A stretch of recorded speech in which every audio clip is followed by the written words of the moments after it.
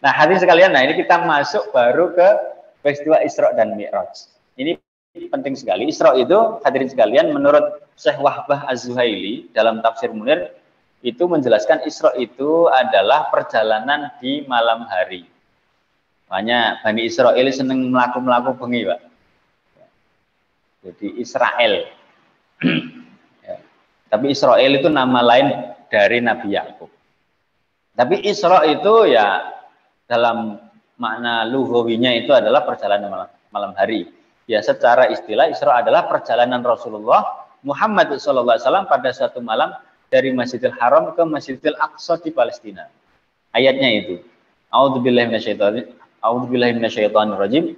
Subhanalladzi asra bi'abdihi lailam minal Masjidil Haram ilal Masjidil Aqsa alladzi barakna haulahu linuriyahu min ayatina innahu huwas samiul basir.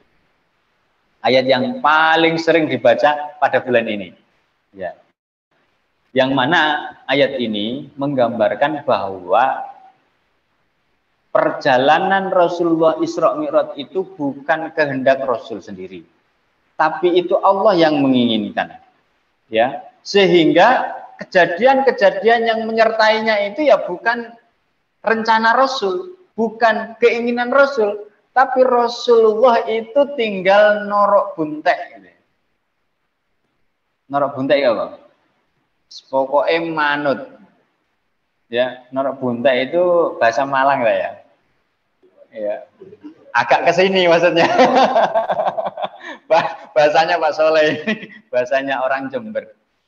Orang Jember itu ya meskipun bahasanya norok buntek, nggak mau dibilang orang Madura. Orang mana? Orang Jember gitu. Jember di mana? Jember kamu? Jember Timur. Loh, itu kan bahasa Madura. Bukan, Jember. Jember Timur. Jadi peristiwa Isra Mi'raj itu adalah peristiwa yang mana Rasulullah tinggal norok buntek, ikut gitu.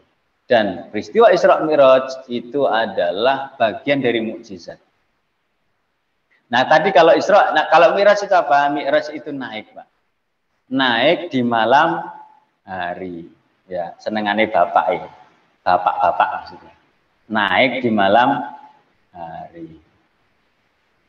Mi'raj, Pak ya. Enggak ngomong ya. Jadi orang-orang itu kalau ini mau kemana? Mau ada acara. Acara apa? Mi'ratan. Nah, harusnya yang Mi'ratan itu bapak. Karena Mi'raj itu artinya naik. Naik kapan? Malam hari. Berarti kalau naik kan ada yang dinaiki, Pak ya. Maksudnya kalau naik pohon di malam hari itu Mi'raj namanya. Apa itu? Oh, ada pencit. Oh, ada mangga gitu kan. Ngapain kok malam-malam? Ya Mi'raj kan gitu. Jadi naik di malam hari adalah Mi'raj. Ya nggak usah diteruskan ya. Gitu. Nah maksudnya apa? Naik dari bumi ke Sidratul Muntaha. Nah ayat tentang Mi'raj itu kita bisa lihat di dalam Al-Quran surat An-Najm ayat 13 sampai 18. Walaqad ra'ahu nazlatan ukhra 'inda sidratil muntaha 'indaha jannatul ma'wa id yaghsha sidrata ma yaghsha ma za'aghal basaru wa ma tagha laqad ra'a min ayati rabbihil kubra. Itu bisa dengan baca ya. Nah, menurut Syekh Wahbah Az-Zuhaili, beliau menjelaskan bahwa yang dimaksud dengan Sidratul Muntaha itu adalah tempat tertinggi di langit ya, yang menjadi batas ujung pengetahuan dan aktivitas para makhluk. Allah alam ya, karena ini hanya pengistilahan, Pak. Apakah Allah itu berada di sana? Ya wallahu alam. Kita tidak boleh berandai-andai. Karena ketika kita berandai-andai seperti itu, kita akhirnya terjebak ya dalam mutajassimah, ya menyamakan Allah ya dengan makhluk, seolah-olah Allah punya makhluk yang terbatas pada tempat dan waktu. Tidak boleh.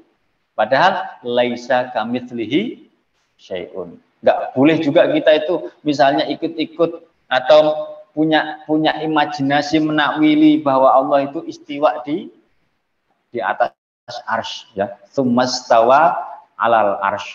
Seolah-olah manusia itu seperti Allah itu seperti manusia yang istiwa begitu. Ya. Ya. Itu bahasanya arsy, Pak, bukan arsy. Ada teman yang bilang Allah itu istiwa di arsy. Bukan arsy, tapi arasy. Hadirin sekalian, Isra Mi'raj itu adalah mukjizat. Apa mukjizat itu? Jenengan ingat-ingat, namanya mukjizat itu amrun khariqun lil adat. Satu perkara yang mengabaikan adat. Ya, keajaiban, sesuatu yang luar biasa yang manusia itu tidak biasa. Ya, manusia itu biasanya kalau dicucuk itu tembus, nggak kebal. Nah, kalau kebal itu berarti sesuatu yang luar biasa. Kalau ada orang yang bisa berjalan di atas air, padahal manusia mestinya tenggelam di atas air, berarti sesuatu yang luar biasa, keluar dari adat.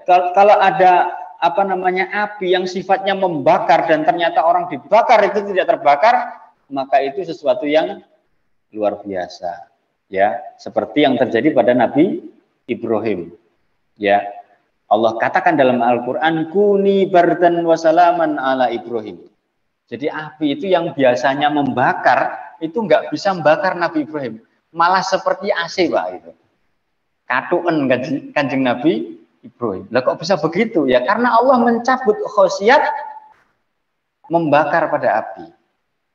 Nah itu amrun khariqun lil adat. Dan ini terjadi pada para nabi dan para rasul saja. Selain nabi dan rasul tidak mukjizat namanya lain, ya. Bisa karomah gitu ya, bisa maunah gitu. Ada kecelakaan dahsyat, Pak, sepur musuh sepur daweng, ada bayi mencolot, blok orang mati. Nah itu maunah. Karena apa? Karena dia ditolong murni oleh Allah, ya. Kalau karomah itu kan disebabkan kemuliaan dia dicintai Allah, ditolong oleh Allah. Ya, ceritanya para wali, Pak. Nah, seperti itu. Nah, Isra Mi'raj ini adalah bagian dari mukjizat. Ya, yang mana kejadiannya ini mengabaikan hukum-hukum alam. Amrun khariqun lil adat.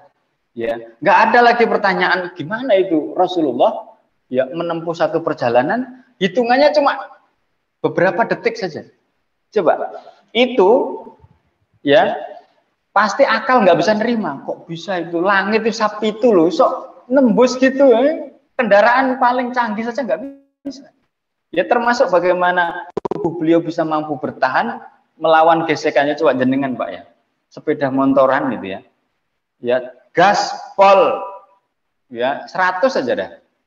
Speedonya itu loh, 100 km, nggak usah pakai helm, Mbak. Ya apa rasanya? Nggak pakai jaket, gimana rasanya?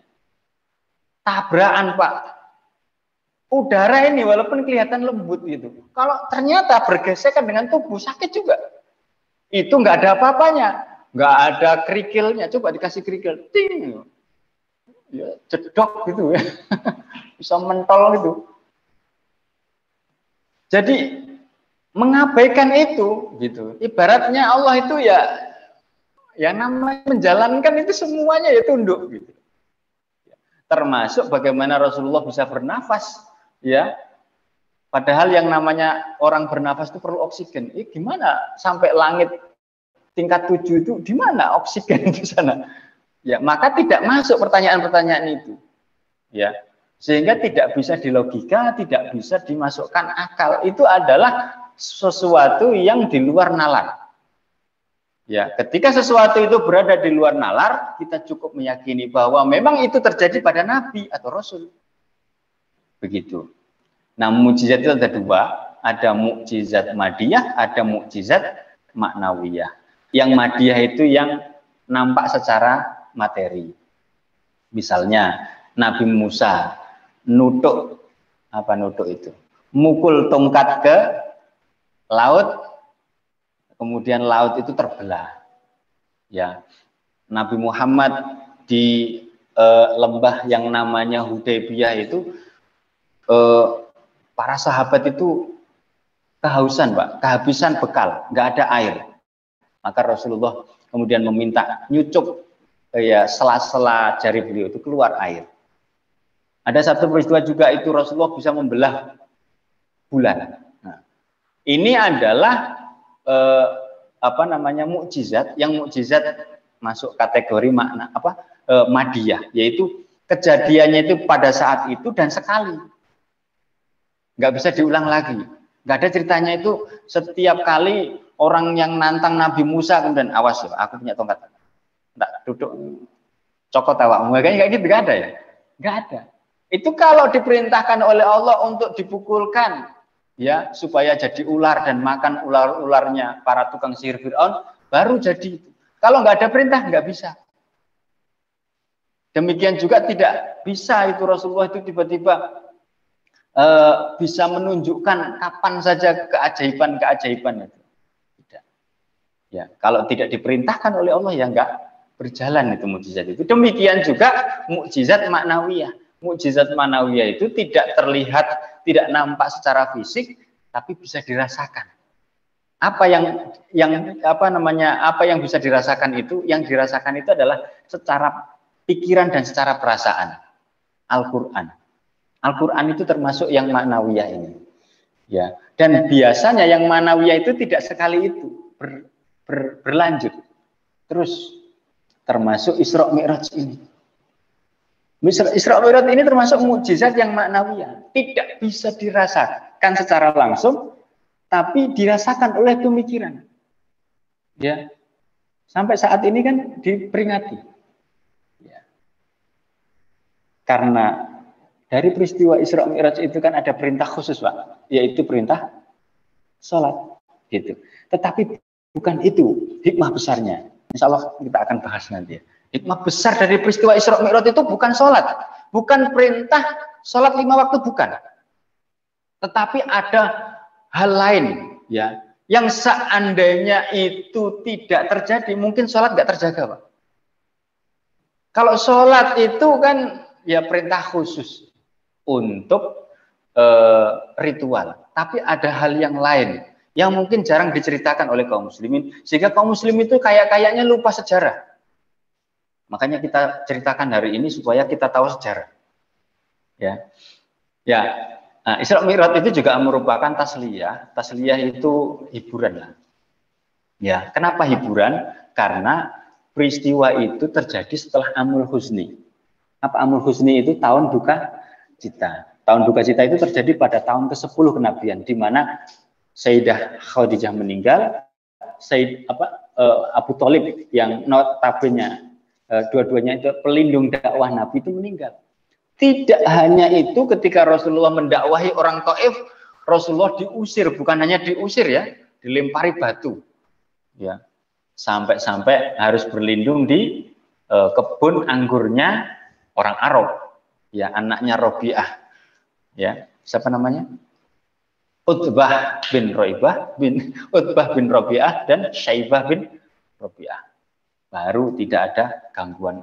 Artinya selama waktu itu sedih sekali Rasulullah itu. Ya, mendakwahi orang Arab tidak mendapatkan banyak pendukung, malah dimusuhi. Mendakwahi orang luar Arab tidak didukung, juga malah dilempari batu. Sehingga Rasulullah itu ya boleh dikata itu selama setahun itu sedih sekali. Ya, nah untuk mengobati kesedihan itu diklencerno, Pak. Nabi diklencerno oleh Allah supaya seneng gitu loh. Ya, supaya seneng. Seolah-olah itu lek wong bumi gak no sing nerima awakmu, nggak ada yang menerima kamu, nggak menolak kamu, penduduk langit siap menerima dengan lapang dada. Itu seolah-olah seperti itu. Ayo ndang lencer mrene gitu loh. Maka peristiwa itu para ulama menyebutnya adalah tasliyah, ya, menjadi hiburan bagi Rasulullah. Isra Mi'raj itu juga menjadi ujian bagi orang beriman dan orang kafir. Kalau orang beriman langsung percaya, tapi kalau orang kafir malah jadi bahan pembulian. Nah, contoh orang yang percaya itu ya Abu Bakar. Nah, makanya setelah peristiwa Isra Mi'raj itu Abu Bakar mendapatkan julukan As-Siddiq. Itu gara-gara Pak, karena keyakinan Abu Bakar As-Siddiq tidak menolak, ya tidak ragu sedikit bahwa itu terjadi betul pada Rasulullah. Kenapa? Karena Abu Bakar itu berkawan dengan Rasulullah itu sejak sebelum jadi nabi. Ya. Karena peristiwa yang dialami oleh nabi itu sebenarnya adalah mukjizat itu sendiri. Ketika Rasulullah menerima wahyu pertama di Gua Hira itu mukjizat, Pak. Ya, mukjizat itu. Karena apa?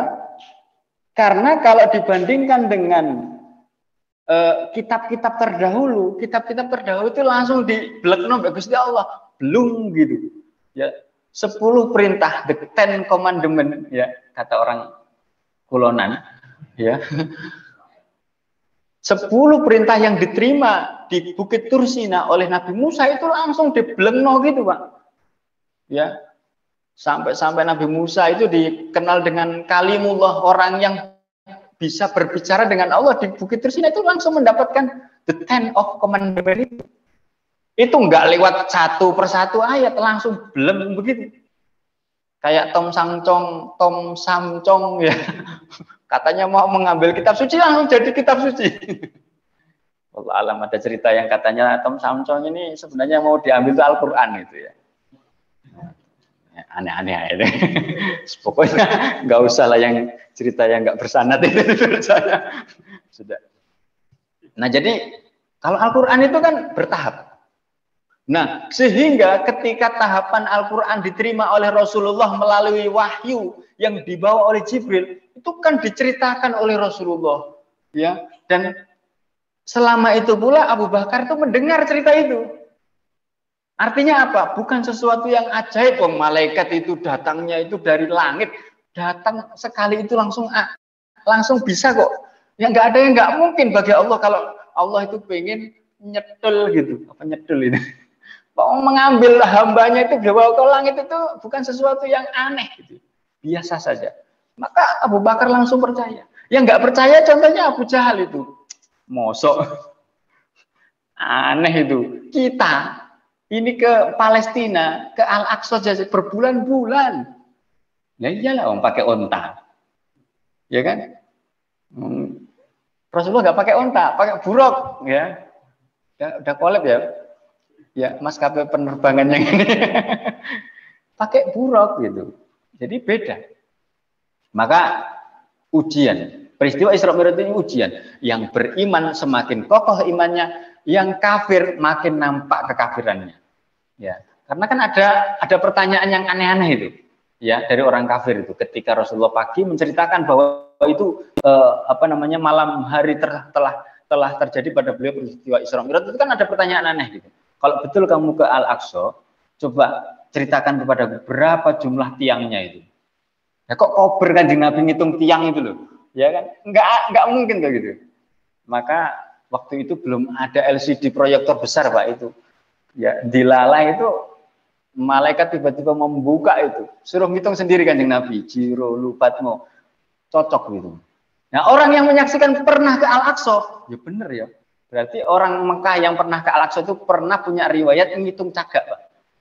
Sehingga dia punya pertanyaan, kalau benar Muhammad sampai ke Masjidil Aqsa, mesti ngerti berapa jumlah tiangnya. Cek kau beri, ya nang Aqsa ngitung cagak itu loh. Nah, tapi itu kan orang pertanyaan aneh-aneh itu dijawab oleh Rasulullah. Ya. Nah, hadirin sekalian, kapan terjadinya peristiwa itu? Syekh Sofiur Rahman Al-Mubarakfuri yang kita jadikan rujukan dalam kajian Sirah Nabawiyah ini menjelaskan ada setidaknya 6 pendapat ya. 6 pendapat ya, di mana menurut At-Tabari misalnya itu peristiwa Isra Mi'raj itu terjadi pada tahun pertama kenabian. Yang kedua, pendapat yang dibawa oleh Imam An-Nawawi dan Imam Al-Qurtubi, yang di mana Isra Mi'raj terjadi pada tahun kelima kenabian. Yang ketiga adalah pendapat yang diambil oleh Al-Alamah Al-Mansurfuri, di mana beliau berpendapat bahwa Isra Mi'raj itu terjadi pada malam 27 Rajab tahun 10 kenabian. 3 pendapat yang awal ini dikatakan oleh para ulama sebagai pendapat yang lemah. Karena apa? Karena ini ya, karena disandarkan pada kematian Sayyidah Khadijah gitu, di mana Sayyidah Khadijah itu meninggal pada tahun ke-10 kenabian. Ya, pada bulan Ramadan. Ya, pada bulan Ramadan. Nah, selama waktu itu tidak ada Rasulullah sholat bersama Sayyidah Khadijah itu melaksanakan sholat 5 waktu. Nggak ada riwayat itu. Padahal sholat 5 waktu itu semua ulama sepakat ya disampaikan oleh Allah ya terjadi pada peristiwa Isra Mi'raj. Jadi makanya itu lemah gitu. Nah, sedangkan pendapat berikutnya ya sebagian ulama mengatakan tahun ke-12 kenabian, yaitu 16 bulan ya sebelum hijrah. Ada yang mengatakan terjadi 1 atau 2 bulan sebelum hijrah pada tahun ke-13 kenabian. Kemudian ada yang mengatakan 1 tahun sebelum hijrah, yaitu pada bulan Rabiul Awal. Ini penulis kitab ini sendiri itu tidak bisa menyimpulkan mana yang paling kuat gitu. Karena di kitab yang sama ya, di kitab Ar-Rahiqul Makhtum yang kita ambil riwayatnya ini, itu beliau bahkan berpendapat pada pada tanggal 27 Safar ya tahun ke-14 ya, beda dengan yang lain. Ya, tetapi hadirin sekalian, kalau menurut Syekh Ruwas Al-Ahdi ya, pengarang kitab Qiraah Siyasiyah li Sirah Nabawiyah, beliau mengatakan bahwa peristiwa Isra Mi'raj itu terjadi setahun sebelum hijrah. Ya, setahun ini bisa jadi yang 16 bulan tadi ya. Nah, bagaimana kisahnya kayaknya sudah kita tahu ya. Bagaimana Rasulullah mengalami peristiwa ini? Singkatnya terjadi pada malam hari ya, di mana Rasulullah pada saat itu setelah sholat sunnah ya, belum ada sholat wajib kan, sholat 2 rakaat lah. Tepatnya waktu setelah Isya begitu di Masjidil Haram, tiba-tiba malaikat Jibril mendatangi, dan kedatangannya itu sebagaimana kedatangan malaikat Jibril itu kepada Rasulullah di masa kecil Rasulullah, yaitu Rasulullah dibelah dadanya, dibersihkan kolbunya, ya, dibersihkan hatinya dengan zam-zam. Dulu ya, pada saat Rasulullah masih di dalam pengasuhan siapa namanya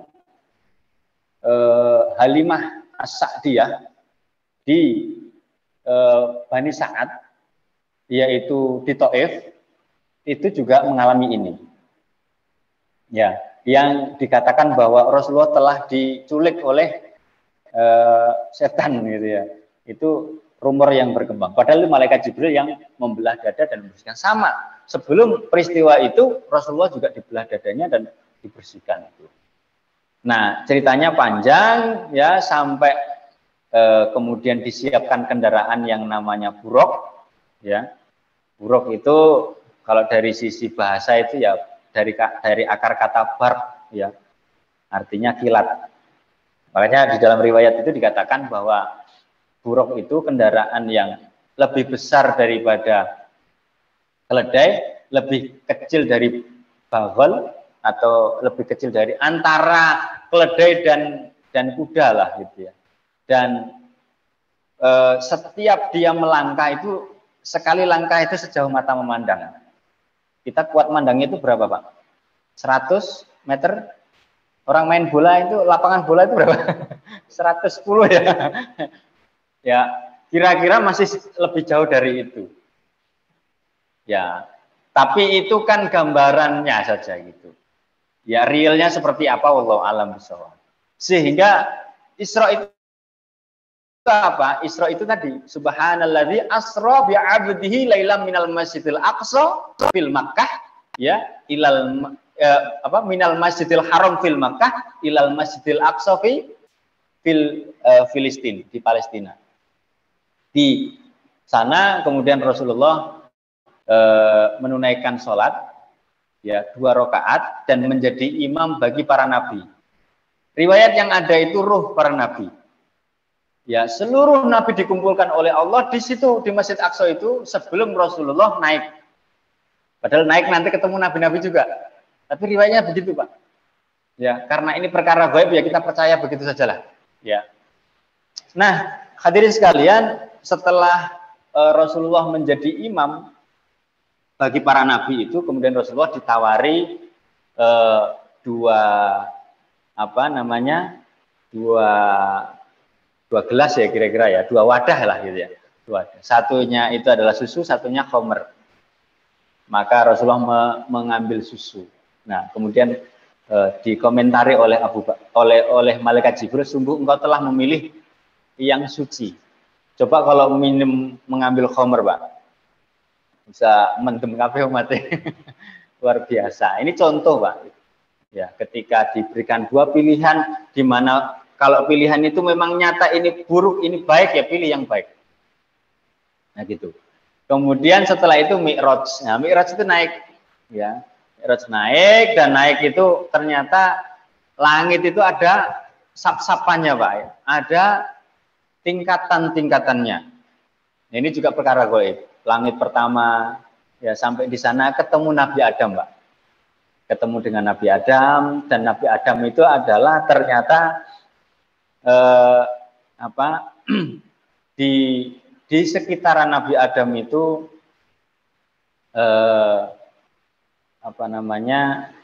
ya bahwa Nabi Adam itu ada di langit pertama gitu ya. Nah, Nabi Adam terjadi diskusi dengan malaikat Jibril, apakah sudah diutus? Sudah gitu. Maka Nabi Adam kemudian mendoakan kebaikan untuk Rasulullah.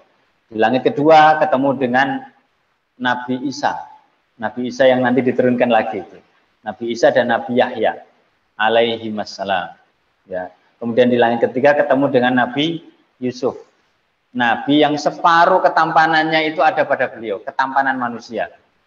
Ya, makanya ada cerita itu para wanita sampai luka-luka tangannya itu gara-gara terpesona.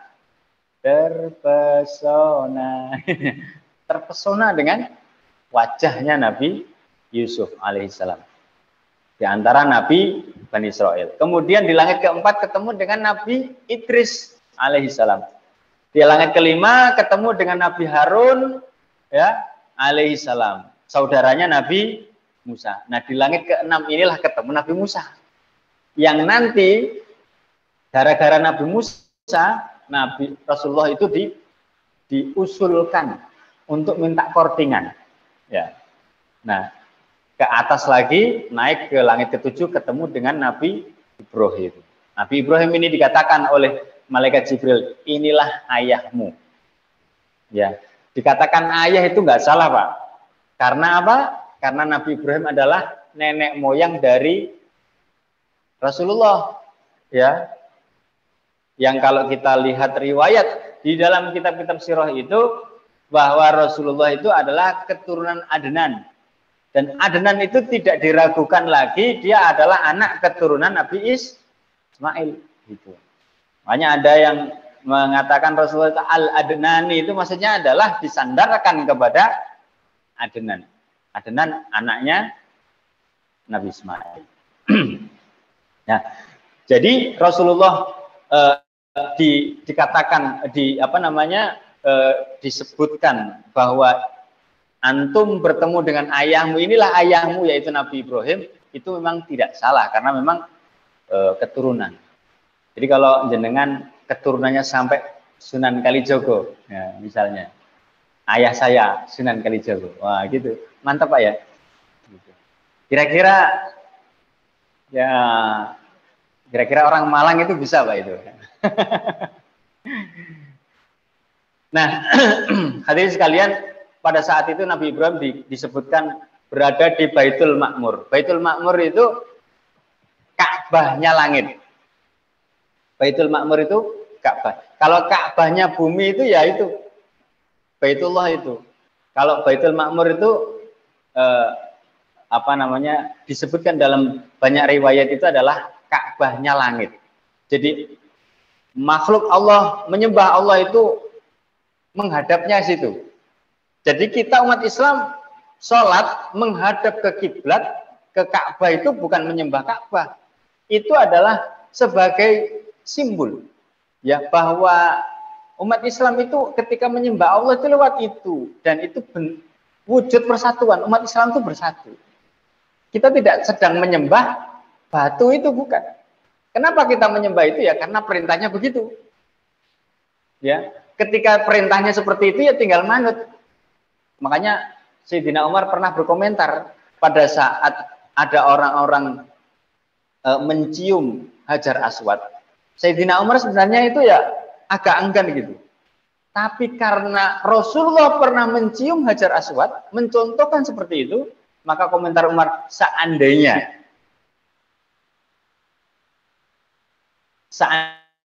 Rasulullah tidak pernah melakukan itu, saya aku nggak mau melakukan itu. Kenapa? Ya cuma batu. Nah itu kan bentuk ya bagaimana kita ittiba kepada Rasul sampai seperti itu. Jadi kenapa kok kemudian umat Islam itu sholat ya menghadapnya ke kiblat itu bukan menyembah batu, tapi menyembah Allah melalui itu. Bagaimana itu kok bisa terjadi? Kok kita melakukan itu? Ya karena contohnya begitu. Ya sudah sampai di situ. Ya sama seperti kita wudhu itu, Pak. Yang keluar angin di mana? Di belakang. Lah kok yang dibasuh kok muka, ya, tangan, kepala, telinga, kaki. Kenapa begitu? Ya karena Rasulullah yang merintahkan begitu. Nah, kenapa Rasulullah memerintah begitu? Karena Allah memerintahkan kalau mau dekat, kalau mau menyembah kepada Allah, caranya, contohnya Rasulullah. Salat, kenapa begitu ya? Karena Rasulullah mencontohkan, sallu kama ra'aitumuni, salatlah kalian sebagaimana kalian melihat aku salat.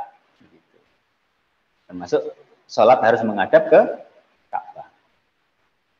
Nah, kemudian ceritanya Rasulullah sampai di Sidratul Muntaha itu menerima wahyu salat 50 kali, Pak, gitu.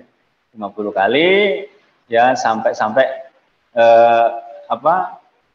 ya tadi ketemu sampai nangsang di langit ke-6 ketemu dengan Nabi Musa. Nabi Musa menyampaikan, kamu ya bahasa kita itu, kamu diperintahkan sholat itu berapa kali? 50 kali. Gak bakalan mampu. Kata Gus Bah, sebenarnya itu Nabi Musa menyampaikan itu sebenarnya ada egoisnya begitu gitu. Egoisnya bagaimana gitu? Ya membandingkan gitu, umatku lebih kuat saja nggak mampu kalau seandainya 50 waktu, apalagi umatmu gitu. Umat yang lemah-lemah itu ya. Coba mintalah dispensasi, minta kortingan gitu. Ya. Sampai kemudian jadi cuma 5 waktu. Itu pun Nabi Musa itu nggak bakalan kuat, coba minta kortingan. Nabi mengatakan, aku wis izin, aku mau mending sudah ini aja itu. Maka Rasul mengatakan bahwa dengan menjalankan sholat 5 waktu itu sesungguhnya adalah sama seperti 50 kali. Lah enak sih. Ya. Dari 50 jadi 5 nilainya sama, Pak. Makanya hadirin sekalian, keadilan Allah itu tidak bisa disamakan dengan keadilan versi manusia. Kalau keadilan Allah itu disamakan dengan versi manusia, nggak bisa selama-lamanya kita masuk surga, Pak. Kan dihitung, sampai umur bro, sampai umur 60, ibadahnya misalnya selama hidup itu 40 tahun, jatahmu 40 tahun. Kak, itu kan adil menurut manusia. Allah nggak kayak gitu. Yang namanya keadilan menurut Allah ya jarinya Allah. Ya, menurut Allah. Kalau Allah mentakdirkan khalidina fiha abada, ya walaupun modal dia beramal soleh 40 tahun, bahkan enggak 40 tahun, 40 menit bisa khalidina fiha abada. Karena apa? Keadilan Allah itu ya versinya Allah, bukan versi manusia. Begitu. Maka bahaya sekali menyandarkan keadilan Allah itu seperti keadilan manusia. Gak bakalan adil kayak gitu. Ya. Maka justru Allah itu adil itu kalau menurut Allah sendiri. Tergantung Allah. Ya, kalau misalnya, mohon maaf ya, menurut catatan amal kita itu menjadi orang celaka. Kalau kita berdoa, ya Allah jadikan orang beruntung, jadikan beruntung itu menurut Allah itu bisa. Ya. Ya Allah, naik gaji kok susah sekali, bayarnya 70 juta gitu. Ya kalau Allah memang memudahkan, mentakdirkan bisa ya bisa. Walaupun dinaikkan menjadi 70 juta gitu. Jadi jangan mengkerdilkan. Kita itu kadang-kadang seperti itu, Pak. Padahal kita punya Allah yang maha besar. Sholat itu loh, jenengan ingat ya. Allahu Akbar, artinya apa? Allah maha besar. Kadang-kadang kalau kita ada masalah itu sudah angel ini, abot ini. Padahal apa? Loh kita itu sudah mengatakan Allah maha besar. Mestinya kan begitu. Begini cara berpikirnya itu, ya Allah, memang betul masalah ini besar. Tapi engkau lebih besar. Kita bisa katakan kepada masalah-masalah yang kita hadapi ini, wahai masalah, engkau memang besar. Tapi aku punya Allah yang lebih besar. Allah maha besar yang bisa menolong. Lah kalau setiap masalah kita tidak melibatkan Allah, lantas kita mau minta tolong kepada siapa coba? Ya, lawang Abu Jahal saja, Abu Jahal itu Pak, ketika perang Badar itu minta tolongnya itu kepada Allah. Dia berdoa di multazam sampai nangis-nangis dan disaksikan oleh orang kafir. Nanti ada ceritanya pada saat cerita apa kisah tentang perang Badar, perang pertama ini. Abu Jahal berdoa sampai nangis-nangis di multazam. Tempat yang mustajabah itu. Itu pembuktian kalau memang Muhammad itu benar, ya, maka dia pasti bisa menang gitu. Dan menang kan perang Badar itu. Dari perang Badar barokahnya orang kafir itu banyak masuk Islam. Gara-gara apa? Terbuktinya ucapan Abu Jahal. Lah orang yang salah itu loh. Orang yang nyata-nyata memusuhi utusan Allah itu loh. Minta tolongnya kepada Allah. Lah masa kita itu enggak? Katanya tawakal. Tawakalnya kepada siapa? Ya, tawakal Allah itu menyandarkan, menjadikan Allah itu sebagai backing. Backing itu kalau orang Malang bilang itu dekengan. Nah, dekengan gitu. Ya, jadikan Allah sebagai dekengan, insya Allah mudah hidup ini. Hadirin sekalian, sholat ini penting sekali, ya. Yang tadi nilainya 5 kali itu sama seperti 50 kali, dan sholat ini termasuk adalah satu kewajiban yang paling penting untuk kewajiban individu, Pak. Ya, karena kalau meninggalkan perintah ini bisa terkategori kafir. Ya, bahkan di dalam sebuah hadis itu dikatakan man tarokas sholata muta'ammidan faqad kafara jiddan. Sapa wong sing sengaja meninggalkan sholat ya kafir tenanan. Dalam riwayat yang lain dikatakan innal ahdalladzi bainana wa bainahum as-shalah faman tarokaha faqad kafara. Sesungguhnya perjanjian antara kita dan mereka, ya, yakni orang-orang musyrikin itu adalah sholat. Ya, barang siapa yang meninggalkannya maka ia telah kafir. Jadi tanda seseorang itu masih muslim, lihat sholatnya, Pak. Yang ngomongnya sampai sundul langit, ya, suwakti, ora sembayang, ora sholat maksudnya, ora usah dianggap, jelas itu kafir. Ya, itu saja. Ya. Maka sholat ini penting, jangan sampai kita meninggalkan. Karena apa? Sholat itu saking pentingnya itu kan sampai itu Rasulullah dipanggil itu loh, secara khusus, Pak, untuk menerima itu. Nggak ada perintah yang lain selain sholat yang Rasulullah langsung ditimbali. Ya, nggak ada. Ya sholat itu aja, sholat 5 waktu itu ya, bukan sholat yang lain. Maka tidak boleh kita meremehkannya. Karena ya tadi batas atau pembeda muslim dan kafir itu adalah pada sholat. Hadirin sekalian, ada hal yang penting yang mungkin tidak boleh kita lewatkan, yaitu adalah ada dimensi politik dari peristiwa Isra Mi'raj ini. Dan ini mungkin dalam setiap peringatan mestinya kita ingat-ingat ini. Bukan hanya membahas tentang sholat. Ya, karena perkara sholat ini adalah sebenarnya perkara individu, kewajiban yang dibebankan secara aini, secara pribadi. Ya, di situ tidak dikerjakan yang di situ yang dituntut tidak dikerjakan oleh pribadi kita. Yang dipertanyakan sudah dikerjakan atau belum. Bukan selesainya pekerjaan itu. Karena bedanya fardu ain dan fardu kifayah itu adalah kalau ain itu dikerjakan, yang dipertanyakan adalah kamu sudah mengerjakan atau tidak. Bukan pekerjaannya selesai. Kalau kifayah pekerjaannya selesai. Entah dikerjakan berapa orang terserah. Yang penting pekerjaannya selesai. Kifayah kan begitu. Ngurus jenazah itu kan kifayah. Nah hadirin sekalian, peristiwa Isra Mi'raj ini ada dimensi politiknya.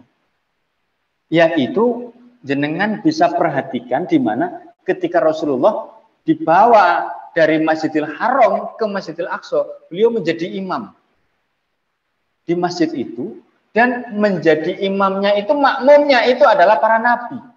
Meskipun sebagian riwayat mengatakan itu adalah roh para nabi. Tapi di situ nabi semua, termasuk nabi-nabi dari Bani Israel. Maka secara tidak langsung sebenarnya peristiwa itu menandakan beralihnya kepemimpinan dari Bani Israel pada asalnya kepada umat Islam yang diwakili oleh Rasulullah. Karena apa? Karena para nabi itu sudah bersedia menjadi makmum. Imamnya adalah Rasulullah. Gitu. Jadi ada peralihan, Mbak, kepemimpinan dunia. Karena ada hadis kanat Banu Israila tasusuhumul anbiya kullama halaka nabiyyun khalafahu nabiyyun wa innahu la nabiyya ba'di, kata Rasulullah. Wa satakunu khulafa'u fatakturun. Dulu adalah Bani Israel itu ya tasusuhumul anbiya, selalu dibimbing oleh para nabi.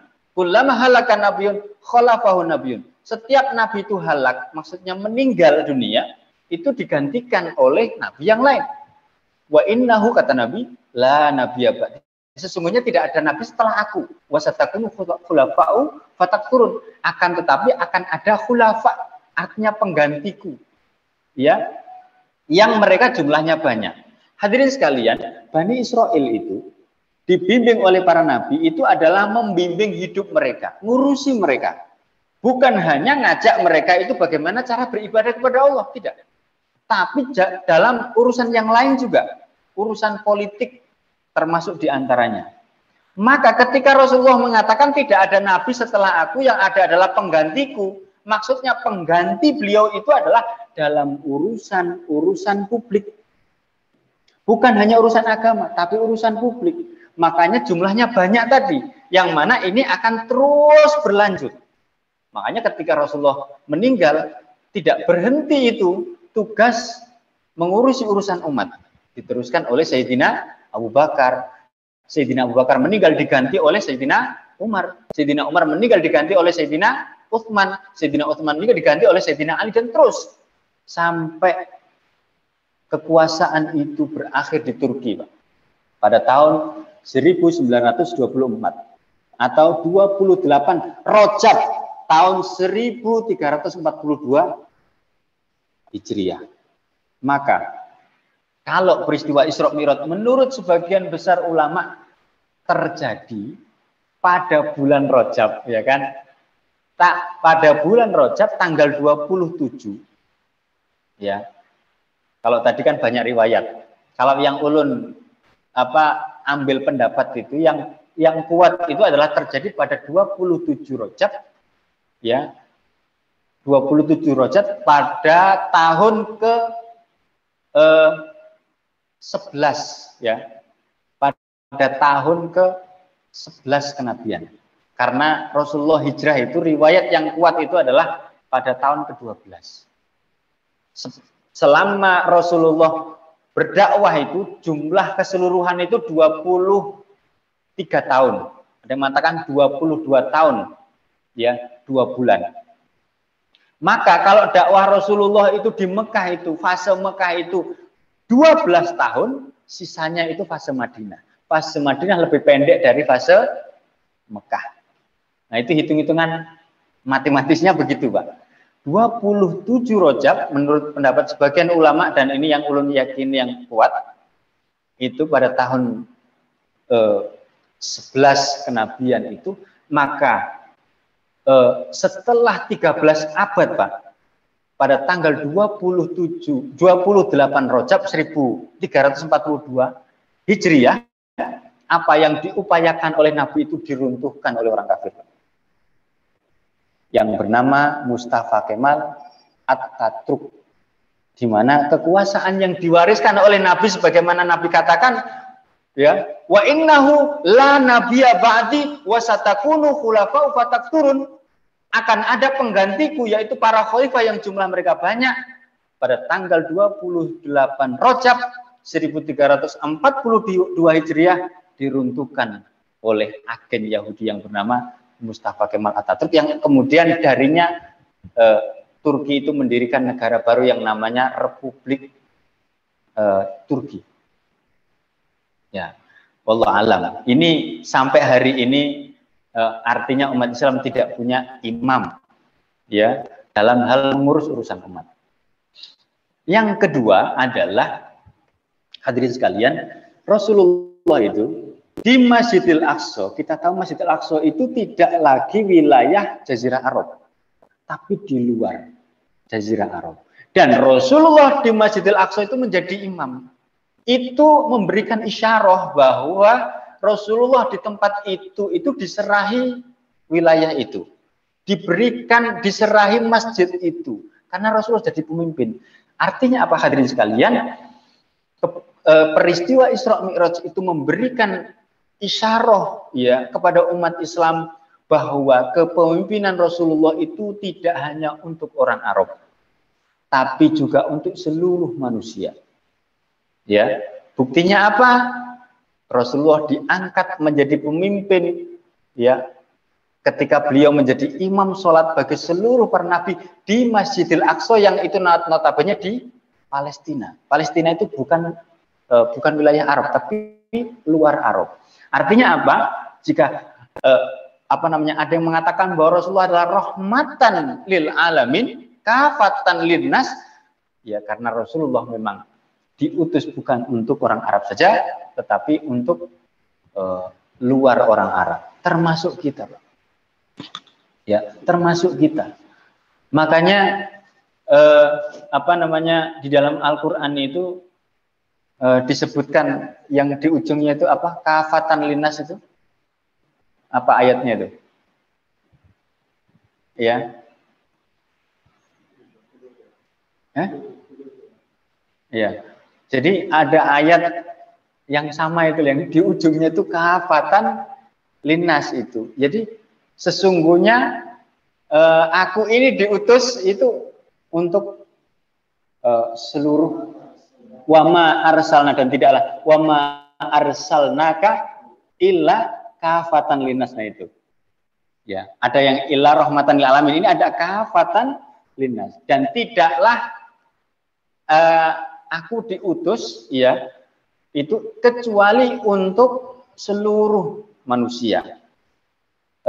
Kata siapa namanya, Mbah Mun, ya, Kiai Haji Maimun Zubair, ini ayat Al-Qur'an ini memberikan makna itu bahwa Islam itu tidak hanya bisa dipahami oleh orang Arab. Orang luar Arab itu bisa, bahkan orang luar Arab, ya, ini orang-orang Ajem itu bisa lebih alim daripada orang Arab, ya, ketika mereka mau mempelajari Islam. Ya, contohnya siapa? Imam Sibaweh, Pak. Imam Sibaweh itu, Sibawaihi, itu ahli nahwu sorof, ahli tata bahasa Arab itu, dia bukan orang Arab, tapi orang Persia. Imam Bukhari itu adalah imam besar ahli hadis, beliau orang Rusia, Pak, kalau hari ini, ya. Wilayah Bukhara itu ikut Rusia, bukan orang Arab. Tapi riwayat yang beliau bawa itu menjadi rujukan nomor 1, bukan orang Arab. Maka makna wama arsalnaka illa kafatan linnas itu bisa menjadikan semangat bagi orang luar Arab, termasuk kita ini, bahwa Allah itu memberikan kemungkinan, ya, bagi orang luar Arab termasuk kita itu untuk menjadi orang yang paham Islam itu melebihi orang Arab. Meskipun kita tidak menggunakan bahasa Arab sebagai bahasa sehari-hari. Gitu. Di Kediri itu, Pak, itu ada ulama besar namanya Kiai Ihsan Jampes. Terkenal sekali, Pak. kitab yang beliau tulis itu menjadi rujukan bagi ulama Timur Tengah. Ya, itu orang Jawa Timur, tetangganya Pak Rajab. Bisa. Artinya apa? Ya sangat memungkinkan. Tidak hanya orang Arab yang bisa memahami bahasa Arab yang notabene adalah bahasa Al-Quran, tapi orang luar Arab juga memungkinkan. Karena sudah ada SK langit. Yaitu apa? Wa ma arsalnaka illa kafatan linnas. Wallahu alam ya. Jadi Rasulullah menjadi imam di situ ya, di Al-Aqsa itu bukan wilayah Arab. Yang artinya apa? Kepemimpinan Rasulullah itu yakni juga umat Islam itu tidak hanya di Arab saja, tapi di luar orang. Di luar Arab juga itu, termasuk seluruh manusia. Nah, sehingga hadirin sekalian, ya hikmah besarnya ya sebenarnya dari peristiwa Isra Mi'raj ini itu adalah kepemimpinan. Adanya isyarah kepemimpinan bahwa Allah akan memberikan kemenangan kepada Rasulullah pasca peristiwa itu. Ya, kalau ibarat pesawat itu, Pak, itu naik itu namanya apa? Landing ya? Apa? Take off. Apa? Ya. Jadi pesawat itu kalau mau terbang itu kan nggak langsung terbang kayak roket, Pak ya. Kalau roket itu kan harga apa? Bukan harga ya. Ekonomi. Nah, ekonomi kita itu nanti akan begini katanya kan. Ya, ada yang mengatakan begini, nanti ekonomi kita kan meroket. Tapi faktanya begini. Nah, pesawat itu kalau kita perhatikan itu kalau mau terbang kan mesti jalan dulu, Pak. Gitu. Baru setelah siap terbang baru take off. Nah, dari 22 tahun beliau berdakwah itu kalau diambil tengahnya pada tahun ke-11 Hijriah atau ke-12 Hijriah antara 11 dan 12. Tahun itu adalah tahun penentuan kemenangan. Ya, tandanya apa? Isra Mi'raj.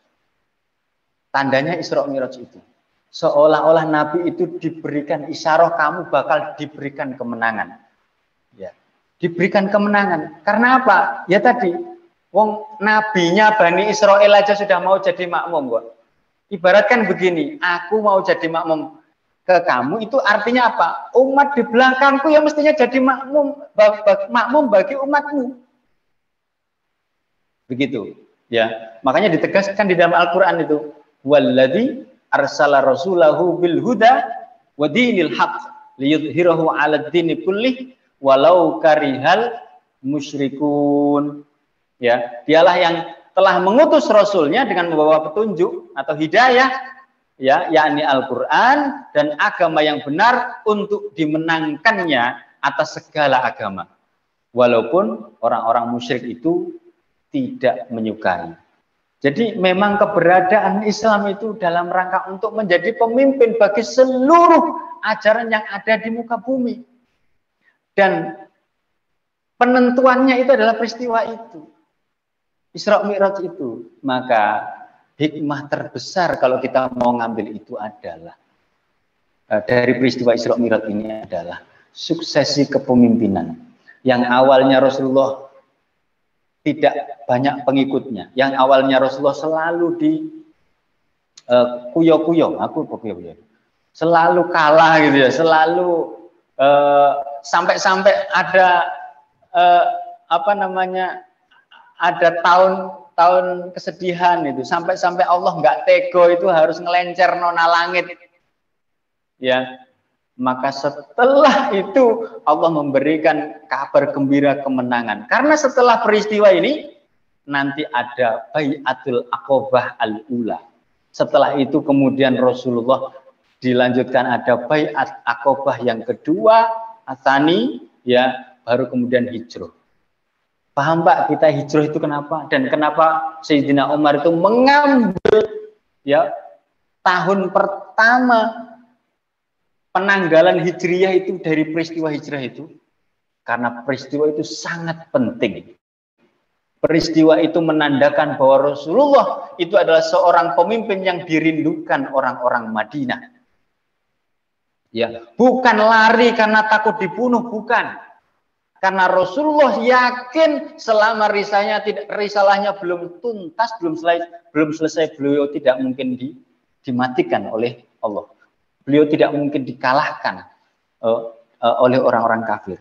Beliau diberikan kemenangan. Ini memberikan contoh kepada kita gitu, maksudnya itu bahwa memang ya perjuangan Rasulullah adalah perjuangan manusiawi yang mestinya kita contoh. Dakwah hari ini yang kita lakukan mestinya juga seperti itu gitu loh. Ya, dakwah nggak lempeng-lempeng saja gitu kan. Datang ceramah, dapat ini dan itu, fasilitas ini dan itu gitu kan. Tidak. Tapi dakwah yang benar itu memang dakwah yang nggak enak. Sama contohnya Rasulullah begitu. Karena memang Rasulullah mengalami itu, gitu ya. Jadi kenapa Rasulullah hijrah? Karena orang-orang Madinah itu sebenarnya adalah orang-orang yang sudah percaya dan menerima Rasul sebagai pemimpin, tetapi pemimpinnya masih fisiknya di Mekah. Maka seandainya pada saat itu Rasulullah belum pindah dari Mekah ke Madinah, maka orang Madinah bisa ngeluruh ke Mekah. Karena apa? Pimpinannya ada di sana. Gitu. Ya. Jadi Rasulullah menyambut kepemimpinan itu kepada orang-orang Madinah dan itu adalah kemenangan yang real yang diberikan oleh Allah Subhanahu wa taala. Yang itulah kalau sebelumnya Rasulullah itu adalah melakukan thalabun nusrah, ya nusrahnya itu adalah diberikan oleh orang-orang Madinah. Nah, tentu ceritanya nanti panjang, Pak. Nggak bisa sampai malam ini. Kalau malam ini saya bisa semaput, Pak. Oleh karena itu mungkin kita cukupkan dulu ya sampai di sini. Kalau misalnya ada yang mau dipertanyakan, tafadhol. Ya mudah-mudahan nanti kita bisa memperdalam lagi, mengambil hikmah dari apa yang kita bahas. Ya, terima kasih. Ya, silakan. Ini nggak ada moderatornya soalnya ya. Nah, monggo.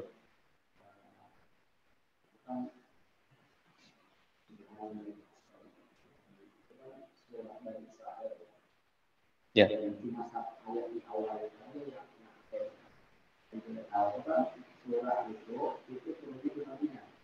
Jadi setelah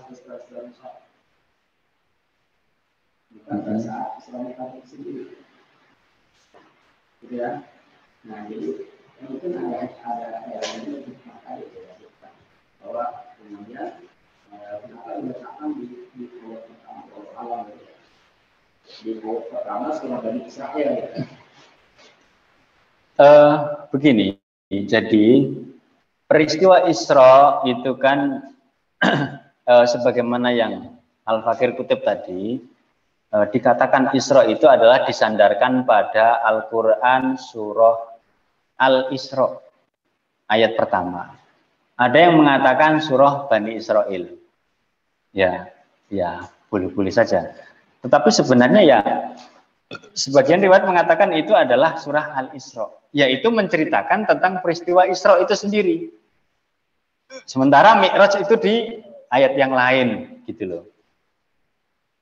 Nah, sehingga pertanyaannya apakah surat Al-Isra tadi itu adalah surat Madiyah, ya, Madaniyah, atau surat Makiyah gitu. Itu masih Makiyah. Ya, karena belum hijrah. Setahu saya seperti itu. Jadi itu kalau disandarkan pada peristiwa Isra-nya. Nah, kalau di dalamnya itu, kalau disandarkan pada bahwa nama surat itu adalah Bani Israel, memang surat itu banyak mengkisahkan tentang Bani Israel, tentang pembangkangan mereka gitu. Bahkan cerita bagaimana nabi yang banyak diturunkan dari kalangan mereka yang dibunuh ya di situ. Artinya itulah yang menjadi alasan kenapa ayat itu dikatakan surat itu dikatakan sebagai Bani Israel. Ya, ada yang mengatakan bahwa itu adalah surah Madaniyah. Ya karena memang kebanyakan ayat itu turunnya di Madinah. Tapi ayat pertama itu peristiwa itu memang asbab nuzulnya ya peristiwa itu tahun ke 11 itu belum hijrah. Nah, yang Madaniyah itu surah-surah yang dikatakan sebagai surah Madaniyah itu adalah wahyu-wahyu yang turun ya permulaannya itu di Madinah. Coba antum perhatikan surat Al-Alaq. Itu dikatakan surah apa? Surah ayat apa? Ayat apa? Ayat Makkiyah atau Madaniyah? Makkiyah kan? Kenapa? Karena awalnya itu yang di fase Makkah itu. Iqra bismi rabbikal ladzi khalaqal insana min 'alaq. Iqra wa rabbukal akram alladzi 'allama bil qalam. Ya, 'allamal insana ma lam ya'lam itu. Tapi setelah itu kan nggak ada jeda waktu. Nah, jeda waktu itu mengikuti ayat pertama. Nah, bagaimana seperti itu? Ya Rasul yang menunjukkan, Rasul yang nata, Rasul yang membacakan ayat Al-Quran ini sehingga urut-urutannya ya seperti yang disampaikan oleh Rasul. Ketika ada satu ayat kok mengikuti ayat Makkiyah menjadi ayat Makkiyah gitu. Dan ternyata hal itu disepakati oleh para sahabat. Makanya Al-Quran itu ya pengumpulannya itu kan mutawatir. Al-Quran itu pengumpulannya kan mutawatir. Yang tidak mutawatir, yang tidak sama itu nggak dipakai. Jadi mutawatir itu begini loh Pak. Ada 5 orang sahabat lebih, minimal 5, itu mempunyai hafalan. Ternyata hafalannya itu sama. Di mana hafalan itu diterima dari Rasulullah. Ya, misalnya surat Ad-Duha. Ya, itu bacaannya kok sama seperti itu. Ya berarti memang dari Rasulullah itu begitu. Dan itu terjadi bukan hanya 1 orang, 2 orang, 3 orang, tapi minimal 5 orang. Sehingga pengumpulan Al-Quran, ya pengumpulan Al-Quran di zaman Utsman, sehingga dikatakan mushaf Utsmani itu adalah prosesnya seperti itu, urut-urutannya. Termasuk ayat-ayat yang kemudian dimasukkan di dalam ayat Makkiyah. Itu karena mengikuti ayat pertama kali turunnya di kota Mekah. Allah alam besar. Ada lagi Pak? Ada. Ya mungkin barangkali nantilah. Pak Mustajab. Nah, kalau nggak ada ya nggak usah dipaksakan. Mudah-mudahan pertemuan pada malam hari ini mendapatkan keberkahan dari Allah Subhanahu wa taala, sebagaimana di luar kita ini terjadi turun hujan. Ya, mudah-mudahan hujan yang turun ini adalah hujan yang bermanfaat. Apa doanya? Allahumma shayyiban nafi'an. Ya, ya Allah, jadikan hujan ini bermanfaat. Bukan hujan yang membawa petaka. Termasuk kita doakan saudara-saudara kita yang di Turki dan di Suriah yang hari kemarin ditimpa gempa ya 7,8 skala Richter. Mudah-mudahan yang meninggal dicatat sebagai ya syahadah dan yang masih hidup diberikan kesabaran oleh Allah Subhanahu wa taala. Mungkin demikian yang bisa Al-Fakir sampaikan pada pertemuan pada malam hari ini. Insya Allah nanti akan berlanjut lebih menarik lagi. Mudah-mudahan masih bisa bertahan dan bertambah jamaah kita ini, ya, sehingga kita betul-betul nanti itu mencintai Rasulullah itu adalah sebagaimana yang diinginkan oleh Allah. Bukan hanya sekedar klaim, bukan hanya sekedar kita itu merasa mencintai sementara Rasulullah tidak cinta kepada kita. Itu namanya cinta bertepuk sebelah tangan. Nangis nang dunia nggak masalah Pak, nangis nang akhirat ya bakal ciloko kan gitu Pak. Kita naudzubillah min dzalik ya, wal iyadzubillah. Dari ulun salah hilaf mohon maaf yang sebesar-besarnya, wal afu minkum billahi taufiq wal hidayah war ridha wal inayah. Assalamualaikum warahmatullahi wabarakatuh.